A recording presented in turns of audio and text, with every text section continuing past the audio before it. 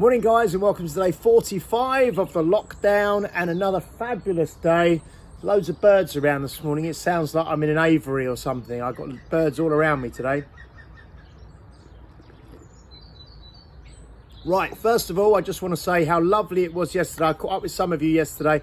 Had really good conversations with Pete Buckley, aka the Falcon, with Joe Pearce. I had a lovely conversation with Joe yesterday afternoon, and with Mickey Brindley as well. So really nice to catch up with you guys. I left a couple of messages for other people as well, who I'm sure I'll catch up with over the next few days. And just a reminder that I am gradually getting round to all of you. If you do have something pressing that you'd really like to talk to me about, just ping me a message and I'll give you a call. I'll give you a call today, okay? So we've got a really good packed day today. Nikki is going to be spinning at 7:30 this morning. I think there's about 10 of you going to be joining Nikki for spinning. At 12:30 today, we've got the Richer Life Resilience Training Session 3. And there's around kind of 45 of you joining us on that at 12:30. And then this evening at 6 o'clock, Mark has got Pilates. And again, I think there's, 30 plus of you doing Pilates today. So really, really good, really fantastic. So I have a final reminder for you. If you are booked on for the Tactical Strength Challenge this Saturday, which would have been the 9th, make sure you decide what you're going to do and get that done.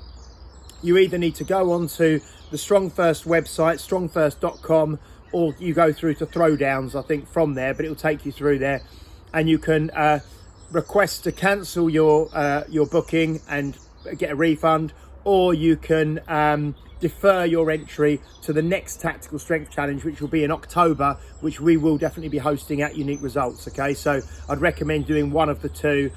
There is the option, as I've said previously, to do the Tactical Strength Challenge virtually at home and to record the exercises, record the challenge, and send it in. But I think for most of our members, the best option will probably be to defer it till October, and then you'll have another, 5 or 6 months to train. And then we'll do it properly in October, which will be really, really good.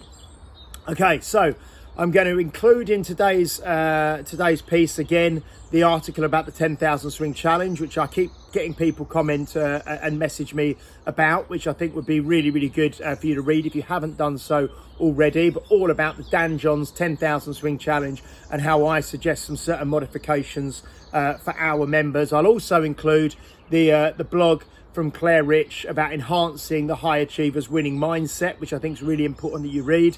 And then today we've got our session 3, like I said, of the resilience training. So make sure when you come to the session today at 12:30, you have your fabulous journal, as I have. I just want to remind you about that. You need your journal, you need a pen, and hopefully you have kind of clarified and solidified a bit your why and your purpose. And also you've got your goals written down for mind, for diet and for exercise, okay, that we're going to be working on going forwards, and I'd recommend maybe reading through them again today and sort of getting that clear in your mind. One of mine, I just wanted to share with you, one of my mind goals was to read at least 30 minutes of kind of positive, uplifting, growth mindset kind of material each day. And then to obviously fully engage with all of the resilience training and do the homework and that sort of thing. So the book that I'm currently reading, just to share with you, is by Chris Duffin. It's called The Eagle and the Dragon, and Chris is he's like a champion powerlifter in the US, but it's all about his life and his challenges. He had a very, very sort of unconventional upbringing, lots of kind of things like, parents and grandparents with like sort of alcoholism and drug problems and prison, and kind of working around that to where he is now, which is a really interesting kind of uplifting story, but very gritty and very real, but really positive as well. So there's lots of things you can read. I love reading autobiographies of successful people to get into the kind of mindset and learn the lessons that they've had. Personal development books, business development books, self-help, kind of positive psychology stuff, all this sort of stuff. So read stuff like that, and like I say, rather than just consuming the kind of doom and gloom and negativity that is around a lot at the moment. You want to kind of power yourself up for success. Yeah, so we're going to be working on that, and make sure you read your goals before the session today. I'm really looking forward to that session today. I was on a webinar yesterday as well, last night at 7 o'clock. So it was a really good evening yesterday. We obviously did the kettlebell session outside. I had 18 of you on there. It was a baking hot evening. I mean, I was absolutely sweating buckets by the end of it. And I know some of you, Tony Fenton, I spoke to Tony. He said he was, out training outside in the sun. It was gorgeous. But it was a really hot session. Then I had to run upstairs, do bedtime stories with Bella, come back down, log on to this webinar at 7, which was all about online training, and how you can sort of package online training to get to have multiple options for people to do, and then also how that can kind of intersect and join into a kind of a bricks and mortar business that we already have, a physical studio, but offer online training as a standalone product on the side, and also to integrate it into what you do as well. And as I've mentioned before, I've had a number of comments from people saying that after this, as we come out of this sort of in June and July and we move forwards, that people would still like to have the option of doing some online stuff and classes, people who travel from far. And it's just easy. Everyone's I think it's great. It's a really good thing that we've all kind of had to embrace a different way of doing things. And I think it's opened a lot of people's eyes up to, the fact that we don't necessarily have to go back to exactly what we were doing before. There may be a better way.